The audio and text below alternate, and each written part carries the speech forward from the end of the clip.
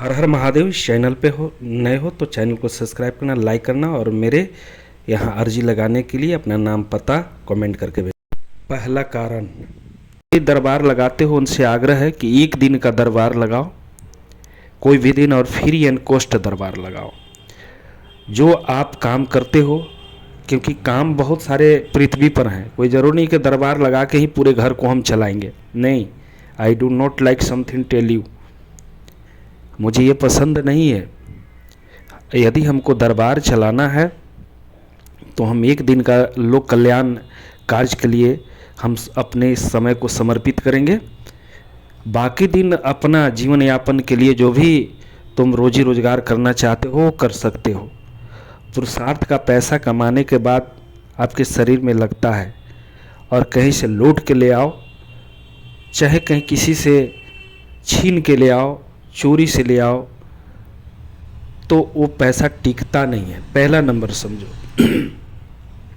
हमारे पास बहुत सारे भाई बहन आते हैं जो दरबार चलाने वाले, बोलते हैं कि जब से हम दरबार चल रहे हैं हमारे घर में कोई बड़ा कार्य नहीं हो पाया।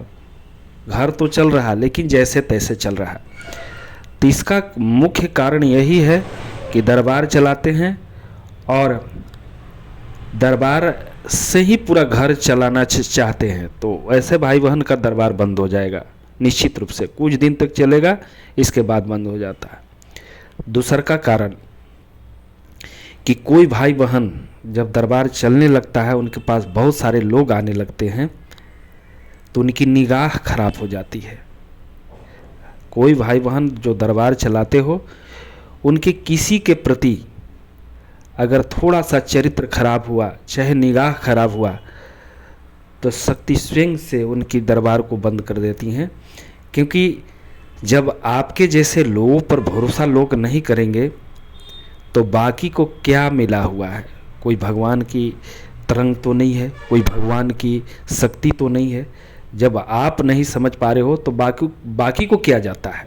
बाकी तो ऐसे भी अंधविश्वास में और न जाने अपने मद में फूले हुए हैं। इसलिए भगवान की तरंग जब आती है, दरबार लगाने की आपकी अनुमति भगवान देते हैं, तो आपको सबसे पहले अपने चरित्र को, अपनी निगाह को, जैसे कोई भी बहन अगर आती हैं तो उन पे गलत निगाह आपकी नहीं होनी चाहिए। उससे भी आपका दरबार, अगर गलत निगाह हुआ, चाहे उनके साथ कोई गलत आप करना भी चाहेंगे, तब पर भी आपका दरबार निश्चित रूप से बंद हो जाएगा। इसमें कोई दुराई के बात नहीं है। तीसरा जो कारण होता है, दरबार बंद होने का एक और कारण हो सकता है, क्योंकि बहुत सारे भाई बहन को पता ही नहीं है। दरबार तो चलाते हो लेकिन ये पता नहीं है कि अगर शक्ति हम किसी पर से उतार रहे हैं तो ये शक्ति को कहाँ हम रखें, रैंकल में रखें या घर में रखें या कहाँ रखें। उतार तो देते हैं क्योंकि उनको बहुत सारे शक्तियों से लड़ना पड़ता है, बहुत सारे तरह तरह के केस आते हैं, तो उन केसों को झेलना है।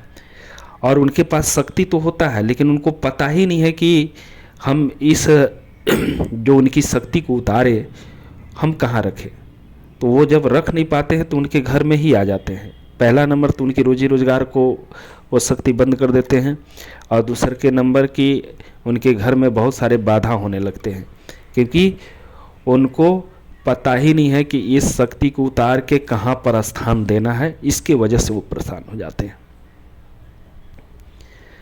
अब रहा चौथा कारण। चौथा कारण ये है कि दरबार जो चलता है तो दरबार ऐसे ही नहीं चलता है। अपने शक्ति से सामंजस्य बनाना पड़ता है कि मैं दरबार चला रहा हूँ तो आपको हम ये भोग प्रसाद मैं दूंगा।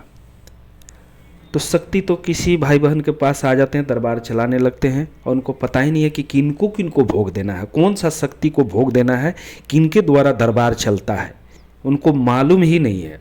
इसके वजह से भी उनका दरबार कुछ दिन तक शक्ति वेट करते हैं, क्योंकि शक्ति 4-5 शक्ति ही आपके दरबार चलाते हैं, और उस शक्ति को अगर भोग नहीं दोगे तो आपकी दरबार नहीं चलेगी, नहीं चलेगी, नहीं चलेगी, क्योंकि ये सब हम लोग एक्सपेरिमेंट करके आप तक मैं पहुंचा रहा हूं। तो चौथा कारण ये भी है, और जो पांचवा कारण है वो सबसे बड़ा कारण ये है कि आप अपनी ऊर्जा को निरंतर नहीं बढ़ाते हो। जब आपके पास शक्ति आ जाते हैं तो आप शक्ति की ओरा को कम कर देते हो। कैसे कम हो जाता है? क्योंकि बहुत सारे तुम्हारे पास लोग आते हैं, किन्हीं को भूत निकालते हो, किसी को प्रेत निकालते हो, किसी को जीन, किसी को मसान निकालते हो, उसमें तुम्हारी ऊर्जा ओरा कमज़ोर हो जाता है और अपनी तप की शक्ति को तुम बढ़ा नहीं पाते हो, क्योंकि तुम तो दरबार लगाने में ही व्यस्त हो जाते हो। सोचते हो कि शक्ति तो आ गए, अब मेरे पास कोई दिक्कत ही नहीं है। मैं उदाहरण में तुमको बता रहा हूँ कि तुम जितना कमाओगे उतना ही खपत कर पाओगे, अगर कमाओगे नहीं तो खपत नहीं कर पाओगे। कैसे? जैसे कमा के हमने बैंक में 5,000 रुपये डाला तो मैं 5,000 ही निकाल पाऊँगा ना। अगर हमको 1,00,000 रुपया निकालना है तो 1,00,000 रुपया अकाउंट में डालना पड़ेगा। डैट मीन्स सेम कंडीशन अध्यात्म में होता है। जितना तुम अर्जित शक्ति को करोगे, अपने ऊर्जा को करोगे, उतना ही तुम खपत कर सकते हो। बहुत भाई बहन के ये पता ही नहीं है। अरे शक्ति तो आ गए, तो शक्ति आ गए तो क्या हो गया? आपके पास ओरा है, निकालने का ताकत है, पावर है। गाड़ी तो तू खरीद लिए, उसमें तेल कभी डाला? तेल कहीं से लाया? नहीं, तो गाड़ी चलेगी क्या? नया से गाड़ी रहेगा, नया से नया गाड़ी भी नहीं चल पाएगा। इसलिए पेट्रोल मतलब ओरा, पेट्रोल मतलब आपके शक्ति। तो अपने शक्ति को अर्जित करना पड़ता है। जो भी भाई बहन अगर इस वीडियो को सुन रहे हो, जिनकी दरबार बंद हो गई है, इन सब बिंदुओं पे खासकर ख्याल रखोगे तो निश्चित रूप से आपका दरबार पुनः चलना चालू हो जाएगा। क्योंकि बहुत भाई बहन इस बात को, बारीकी बात को नहीं समझ पाते हैं, और इसका नतीजा होता है कि चलता हुआ दरबार उनका बंद हो जाता है और बेचारे फिर कहीं चौकी भटकते हैं, उनका शक्ति खुलता नहीं है। तो शक्ति इसलिए नहीं खुलता है कि आप स्वयं चाहो तो शक्ति को खोल सकते हो, लेकिन आपको मालूम ही नहीं है।